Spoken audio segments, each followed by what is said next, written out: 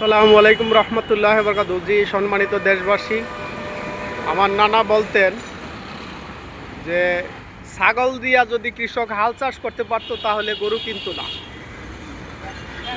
4:30 বাজে, ভোর 4:30 বাজে গ্যাসের সিরিয়াল দিছি, এখনো পর্যন্ত গ্যাস পাই নাই। অলরেডি এই পর্যন্ত কাছাকাছি আইসাও আপনার গ্যাস লাইনে নাই। তাহলে অযোগ্য অদক্ষ লোক দিয়ে দেশ পরিচালনা করলে দেশের অবস্থা ভালো হবে না। দেশ পরিচালনার জন্য যোগাযোগ ব্যবস্থা সচল রাখা জরুরি প্রয়োজন, কিন্তু গ্যাস না থাকলে আপনার যোগাযোগ ব্যবস্থা ভালো থাকবে না, সচল থাকবে না। তেলের মূল্য বৃদ্ধি করছে, তেলের সংকট সমাধান। এখন এরা কি করতে চায় আল্লাহ পাক ভালো জানে।